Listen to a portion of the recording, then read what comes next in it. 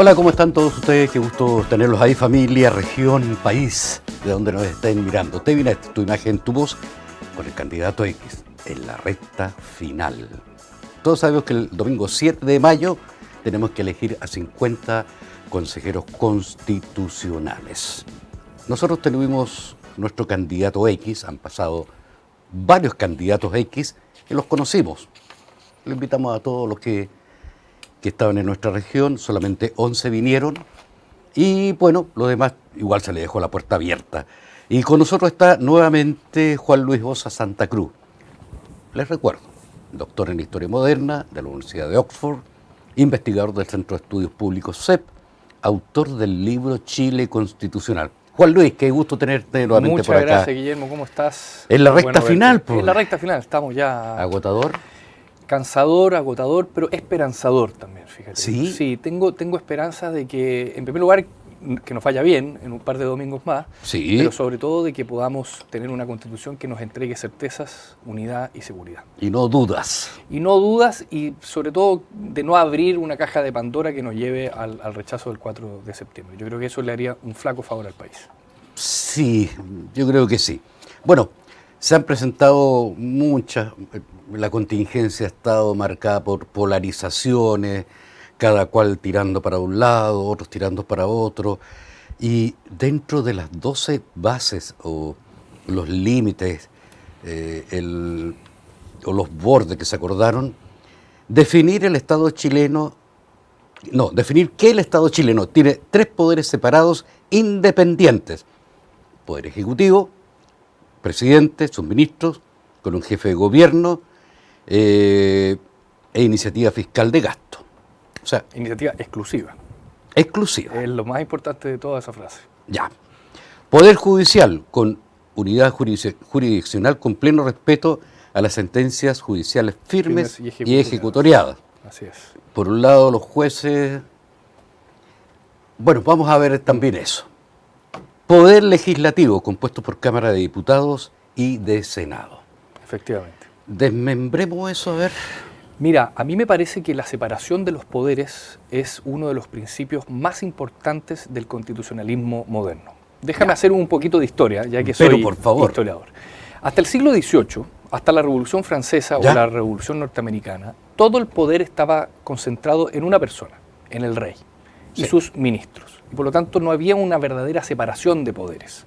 En Inglaterra sí la existía, pero estoy hablando sobre todo del mundo continental francés y también de las ex colonias americanas. Todo se le debía y se le debía responder al rey, ¿no?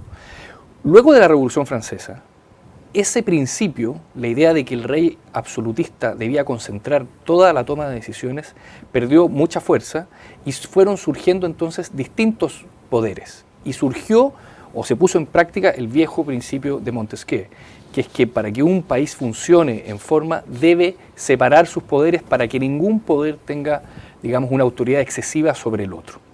Y ese es el principio que heredamos nosotros como país en el siglo XIX cuando empezamos a redactar nuestras primeras constituciones. Y tú te vas a la Constitución de 1828 o a la del 33 o a la del 25 o a la del 80 y vas a notar que existe una separación de los poderes, que está el Ejecutivo, que es el presidente de la República, que está el Legislativo, que históricamente en Chile ha tenido 2 cámaras, el Senado y la Cámara de Diputados, y también está el Poder Judicial. La pregunta que nos tenemos que hacer es que si esto es tan obvio, si esto es tan importante, si esto ha estado siempre en nuestra tradición constitucional chilena, ¿por qué hubo que dejarlo por escrito en la base? Por supuesto, pero ¿por qué si está tan asentado? Exactamente, esa es la pregunta. Bueno, la respuesta es que el texto que se rechazó el 4 de septiembre no respetaba la separación de los poderes. Y no solo eso, sino que dejaba al Poder Judicial solo como un sistema, no como un poder. Porque lo que querían muchos de los constituyentes es que hubieran distintos sistemas jurídicos y que por lo tanto el sistema nacional de justicia perdiera la fuerza que históricamente ha tenido. Y entonces los pueblos originarios iban a tener sus propios sistemas de justicia. Lo que se estableció acá es que vamos a volver a lo que siempre hemos sido y hecho, que es la separación taxativa de los poderes del Estado, para que, insisto, ningún poder tenga demasiada autoridad o influencia o injerencia sobre el otro, y estos entonces se equilibren. Oye, están tan separados que ninguno se pone de acuerdo con el otro, ¿eh? Eso tiene que ver con el sistema electoral. Porque al mismo tiempo que tú separas los poderes, que tú buscas equilibrar los poderes, debes generar eficacia gubernamental, eficacia legislativa. ¿Qué es lo que ocurre hoy? A ver, ¿cómo es eso? ¿Qué es lo que ocurre hoy? Un buen sistema político necesita ser eficaz, legislativamente hablando, esto es que se aprueben las leyes, pero al mismo tiempo generar gobernanza, gobernabilidad. Ser eficiente. Ser eficiente en la gobernanza, pero también en la generación de políticas públicas. Hoy nada de eso ocurre, porque el sistema electoral atomiza de forma tal la representatividad que existe hoy en el Congreso que nadie se pone de acuerdo con nadie. No solo el Ejecutivo con la oposición, sino que el Ejecutivo con sus propios adherentes. Fíjate lo que pasó con la ley Naim Retamal. Fueron los propios miembros del Frente Amplio y del Partido Comunista los que quisieron oponerse a una idea que provenía del Ejecutivo. Y eso ocurre porque en la actualidad hay más de 20 partidos representados en el Congreso y por lo tanto todos ellos defienden sus identidades. No están pensando en la República, no están pensando en el sentido común ni en el bien común. Ay, tenemos muchas quejas y mucho el sentir de la gente de precisamente eso. Jueces que dejan libre a personas y se amparan que la ley está hecha así. Esa persona vuelve a delinquir, tiene orden, y por ahí vamos a entrar a otro tema también. El de la seguridad, me imagino. La seguridad, nuestros servicios policiales, ¿ya? Pero los jueces aquí, ellos aparentemente me presentan, el fiscal si no alegó bien, aun yo sabiendo como juez que ese hombre es culpable, lo dejo libre. A mi manera de ver, el Poder Judicial, a ver, tres cosas. En primer lugar, insistir que el Poder Judicial es eso, un poder y no un sistema. En segundo lugar, que tiene una unidad jurisdiccional, es decir, que existe un sistema nacional de jueces, de justicia, y que este no va a estar separado según nuestras culturas o nuestros pueblos o nuestras posibles, comillas, naciones, ¿no? Pero sobre todo debemos mejorar el sistema de nombramiento de los jueces, que ojalá sean lo menos politizados posible y más técnicos posible. Pero en estos momentos es politizado. Muchos de ellos es politizado, y eso me lleva a un tema que es aún más profundo, que tiene que ver con la modernización del Estado. Nos llenamos la boca con la palabra Estado. Queremos más o menos Estado. Y sin embargo, lo que necesitamos en realidad es un mejor Estado. ¿Y cómo logramos un mejor Estado? Yo creo a través de la declaración de que existirá, en la Constitución, de que existirá un servicio civil que será autónomo de cualquier otro poder. ¿Qué significa eso? Que cada 4 años no tenga que cambiar toda la estructura del Estado porque cambió el gobierno. Porque ese ha sido un gran problema nuestro. Hemos confundido el concepto de gobierno con el concepto de Estado. Entonces, cada 4 años cambia el ministro del Interior y cambia toda la estructura ministerial. Eso es un problema. Te voy a volver un poquito al tema anterior. ¿Habrá que modificar el Código Penal? Eventualmente, si tú cambias la Constitución, tienes que cambiar todos los códigos, porque todos los códigos le deben responder a la Constitución. Entonces, si tú estableces cuestiones que hoy no están en el Código Penal, por supuesto que lo tienes que cambiar. Pero yendo más directo a tu pregunta, hace muchos años que se viene trabajando en distintos proyectos de nuevos códigos penales, porque muchas de las cuestiones que existen en el Código Penal en la actualidad son del siglo XIX. Tenemos que responderle a la ciudadanía con principios, con ideas, con argumentos que obviamente recojan la tradición constitucional, pero sobre todo, y no solo constitucional, penal en este caso, pero que sobre todo tengan una mirada del siglo XXI. Hace no mucho era un delito estar divorciado. Hace no mucho existían los hijos fuera del matrimonio. Exacto. y eran bastardos, ilegítimos. Bueno, eso fue hace 15, 20 años. Entonces, obviamente que las sociedades modernas, complejas, heterogéneas como la chilena, tienen que ir amoldándose, y si vamos a cambiar la Constitución, evidentemente sus códigos también lo tienen que hacer. Pero ahí el código, o sea, el Poder Judicial entraría en conflicto también con la gente, ¿no? Puede entrar en conflicto, pero yo creo que los conflictos van a ir bajando en la medida que, insisto, el sistema de nombramiento se cambie y sea menos politizado. Mira, los jueces podrían llegar a tener demasiado poder si es que los derechos sociales que se van a garantizar en la futura Constitución se empiezan a judicializar. ¿Qué significa eso? Que si yo no recibo mi vivienda a tiempo, voy donde el juez y entonces judicializo el derecho social. Yo creo que ese es un problema, porque muchos de los jueces no saben sobre vivienda, no saben sobre pensiones, no saben sobre educación.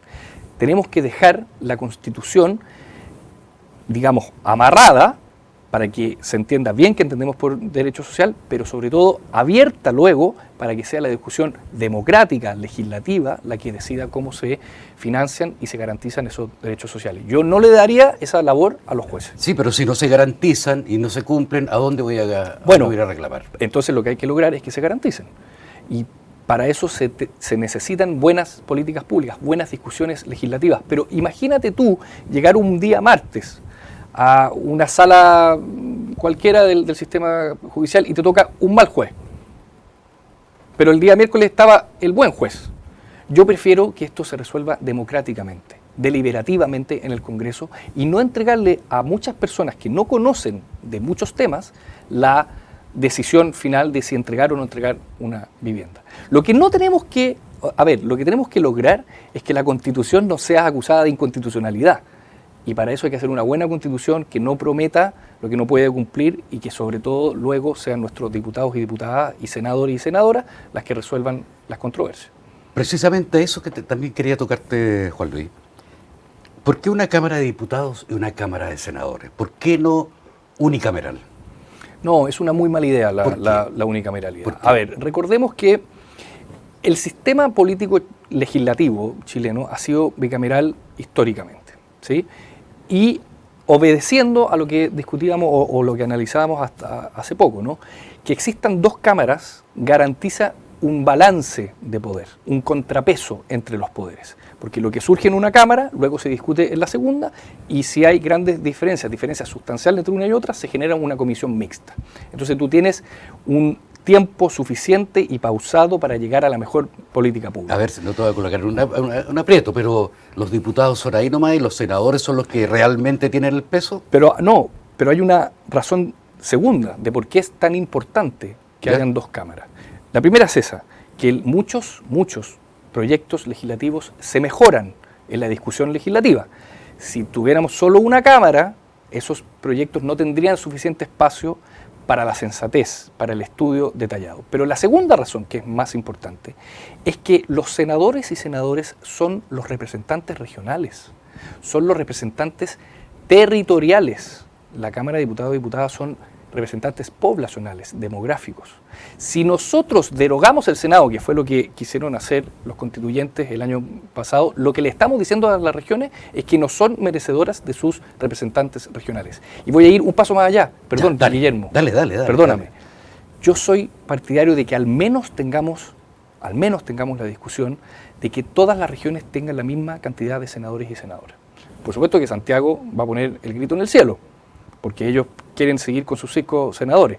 Pero resulta que si queremos realmente entregarle mayor poder a nuestras regiones, a la región de los lagos, bueno, entonces que la representatividad, que la representación se haga en términos territoriales más que demográficos. Ahí entramos nuevamente en la descentralización. Entonces, ¿qué papel estarían haciendo los gobernadores?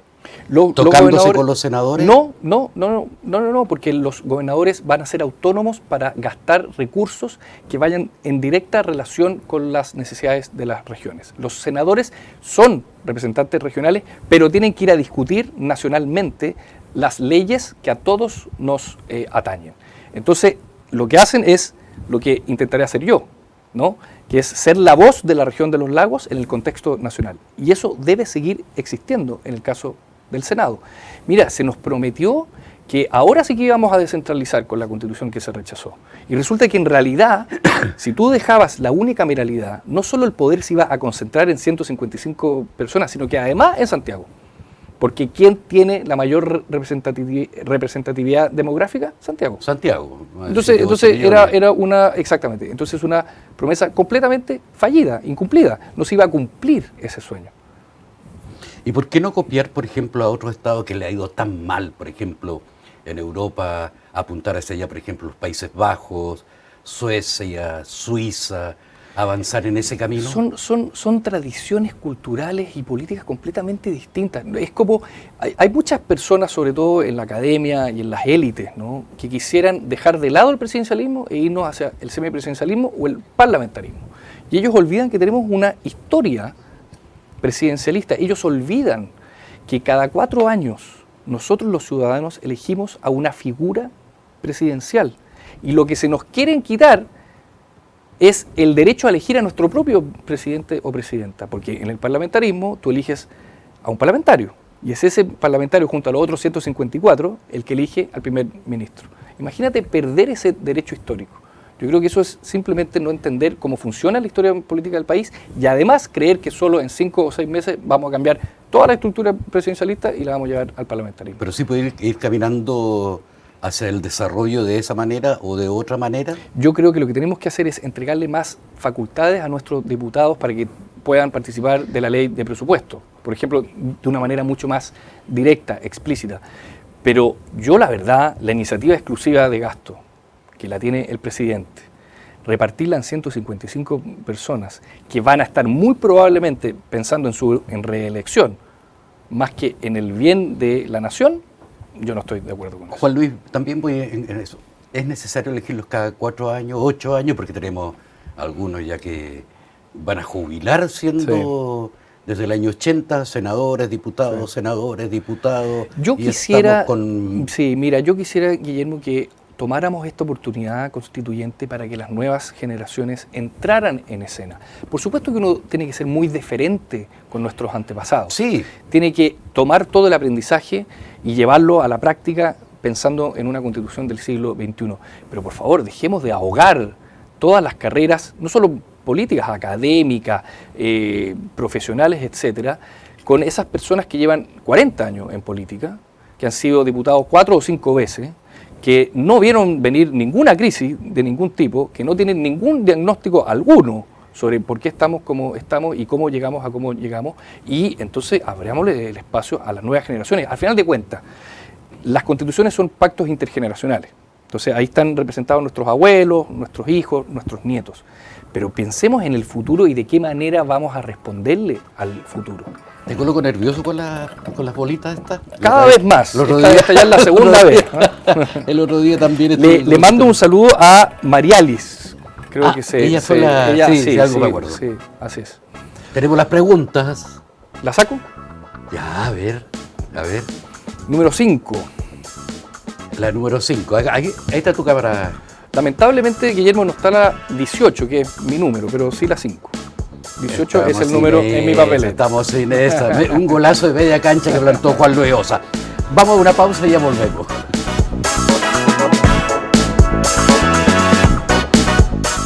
¿Sabes si eres vocal de mesa y cuál es tu mesa y local de votación? Ya puedes saberlo en consulta.cervel.cl o llamando al 600-6166. No lo olvides, para que puedas cumplir con tu voto este 7 de mayo, es fundamental que conozcas tu mesa y local de votación. Para esto y más, consulta en cervel.cl al 600-6166 o en nuestras redes sociales verificadas. Elección Consejo Constitucional 2023. Ahora votamos todas y todos. Servicio Electoral de Chile. Cervel.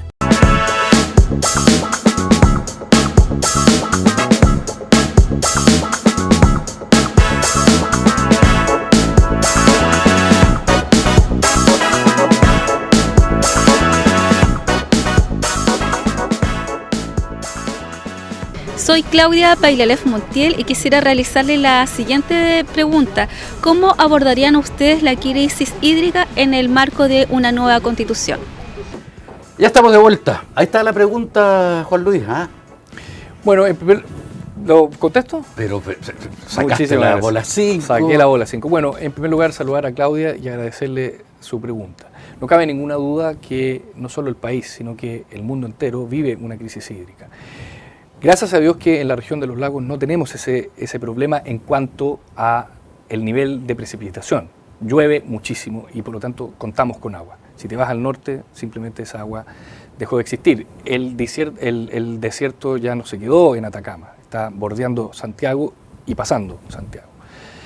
Lo que tenemos en realidad es un problema administrativo. Tú sabes que la Dirección General de Aguas prácticamente no sabe en manos de quién están los derechos de agua. Solo el 10 o el 15% es conocido y obviamente son las grandes empresas las que se conoce tienen esos derechos de agua.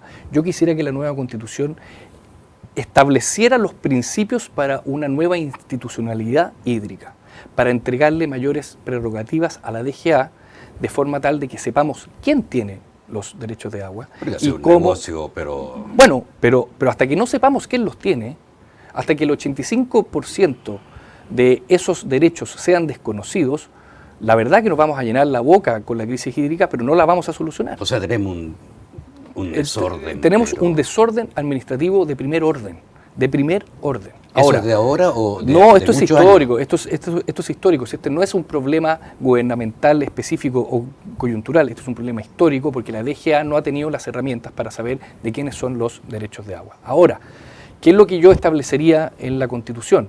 Que el agua es un bien de uso público y que debe siempre estar en beneficio del ser humano. Eso es lo primero. Ya. Porque son los seres humanos, son los individuos y las comunidades los que son sujetos de derecho.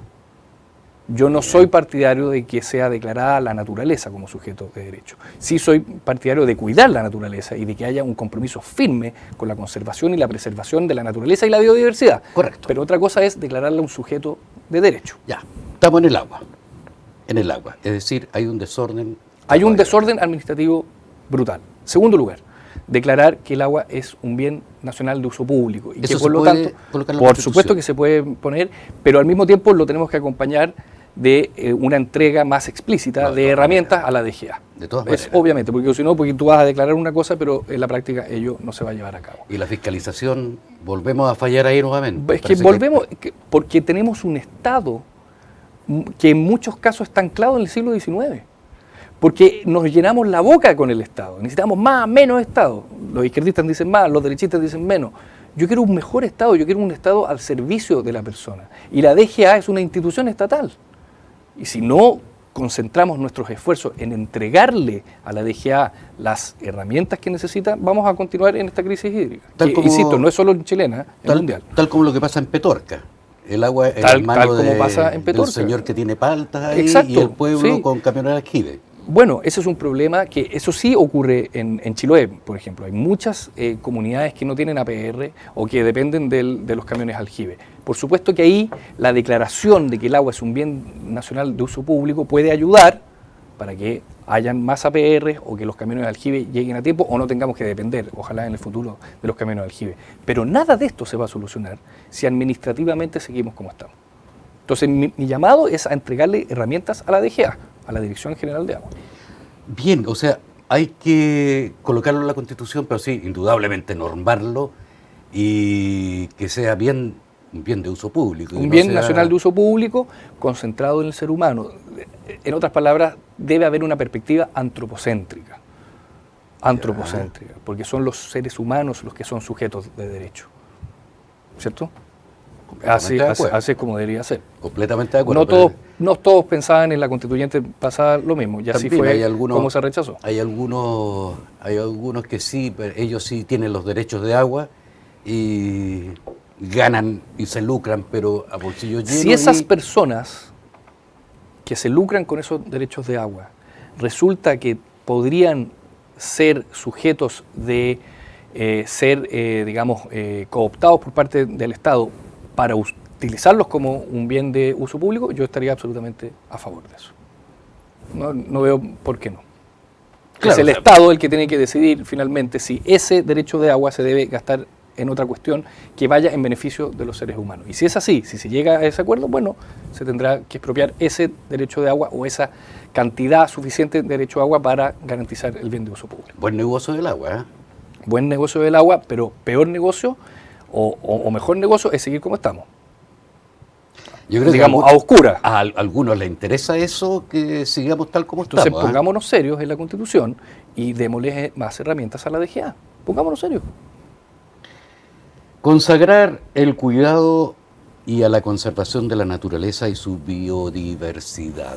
Fíjate que ahí hay varios conceptos. Vamos con Varios eso, conceptos. a ver cuál es. Se compromete constitucionalmente Chile al cuidado y la conservación de la naturaleza y su biodiversidad. En la actualidad, la Constitución actual solo establece que los seres humanos tienen el derecho a vivir en un ambiente libre de contaminación. Punto. Eso fue lo que se estableció en 1980, que fue toda una novedad, en realidad, para ser justo. Fue una novedad. Ninguna otra constitución de la época, posteriormente, 8 años después, la Constitución de Brasil lo estableció, pero en 1980 esto era una novedad. Ahora se da un paso mucho más allá, porque lo que se dice es que se va a cuidar y conservar la naturaleza y su biodiversidad. En su momento... Que en su momento, en los años 90, en los años 80, la verdad estuvieron bastante descuidados. Si nosotros nos concentramos en la preservación y en la conservación y entendemos que esa conservación va a ir en beneficio de las comunidades y las familias y los seres humanos, entonces vamos a lograr una cuestión que a mí me parece muy beneficiosa. Un modelo de desarrollo que incentive la iniciativa privada, que incentive el crecimiento económico, pero que sea muy consciente de que la forma de que ese modelo se mantenga en el tiempo es siendo muy cuidadosos con el medio ambiente. Porque o si no, es pan para hoy y hambre para mañana. A ver, ¿Te fijas? te voy a llevar eso también a los incendios que sufrimos en este verano. Sí. Flora nativa prácticamente Destruida. No, pero, o sea... muy poca en comparación a lo que se quemó, al monocultivo que claro, se quemó. sí. O sea, en estos momentos, ¿no estaríamos protegiendo la naturaleza? No, Porque estamos introduciendo... En este momento lo único que establece la Constitución es que tenemos el derecho a vivir en un ambiente libre de contaminación.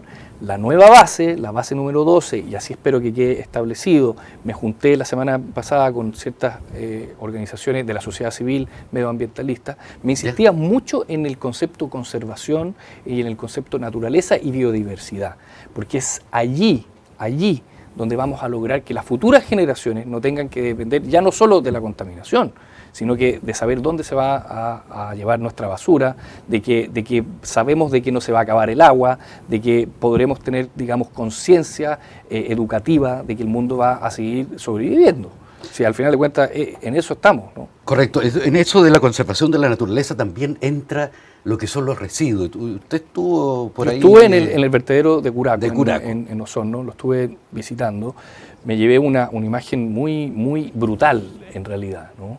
Y yo creo que hay espacio para educar a la ciudadanía, para educarnos a todos. A eso iba yo, Juan Luis, con respecto al reciclaje. No hay esto como se llama una política de reciclaje, no hay conciencia de reciclaje. Exacto. No hay conciencia de reciclaje, no hay enseñanza en torno al reciclaje y hoy reciclar es muy caro. Digamos las cosas como son. ¿Quiénes son los que reciclan? Son en realidad las clases medias y las clases altas porque tienen la plata suficiente. En primer lugar, para comprar productos orgánicos, que son mucho más caros que los que se venden en el mercado. Pero al mismo tiempo son los que tienen tiempo, plata, personal muchas veces, para reciclar lo que les da lata en realidad reciclar. Bueno, yo quisiera que hubiera incentivos, en primer lugar, a que los productos orgánicos no fueran tan caros, quizás bajarles el IVA, pero al mismo tiempo educación escolar y ojalá universitaria, para que el cuidado del medio ambiente pasara también por el reciclaje. Porque nos llenamos la boca con la sostenibilidad y con la sustentabilidad y con la economía circular, pero esta cuestión es mucho más allá de eso. Claro. En 10 años más no vamos a saber dónde poner la basura. Ahora, a eso voy yo también, Juan Luis. Me acuerdo cuando recién salieron los teléfonos celulares, ¿te acordás? Hay unas que parecían baterías con un asunto. Ahora son más inteligentes que nosotros. En ese tiempo, eso, que se veía el boom de las comunicaciones y todo eso, carísimo, carísimo. Ahora, desechable. 2,7 celulares por persona, barato. ¿Y por qué no se puede pretender eso con el reciclaje? A que sea más barato y que sea todo eso. Sí, pero tú para eso necesitas incentivos. El ser humano va a seguir siendo ser humano. Está bien. Y el ser humano también actúa en base a incentivos. Y aquí volvemos a la educación, ¿eh? Por supuesto, sí. El incentivo, ojo, el incentivo no lo digo en términos peyorativos, lo digo como una necesidad. generar incentivos para que nuestros niños sean educados bajo una mirada medioambiental, por supuesto conscientes de que sin crecimiento económico la pobreza no se resuelve, pero obviamente, pero que el modelo de desarrollo en consecuencia tiene que tener al menos estas dos patas, ¿no? Si quiere sobrevivir el capitalismo, en otras palabras, tiene que tener una mirada intergeneracional, así como las constituciones, si no va a desaparecer. Y por eso un llamado, digamos, a las grandes empresas, que yo sé que están haciendo un esfuerzo, pero un llamado a ser muy conscientes de que la forma que tienen de que su propio negocio sobreviva en el tiempo es cuidando este tipo de cosas, es conservando y preservando la naturaleza y la biodiversidad. Bueno, hasta otra oportunidad. Gracias. Muchísimas gracias, Guillermo. Un abrazo. Con ustedes ya estamos en la recta final con el candidato X. Nos vemos en el próximo programa. Chao, que estén bien.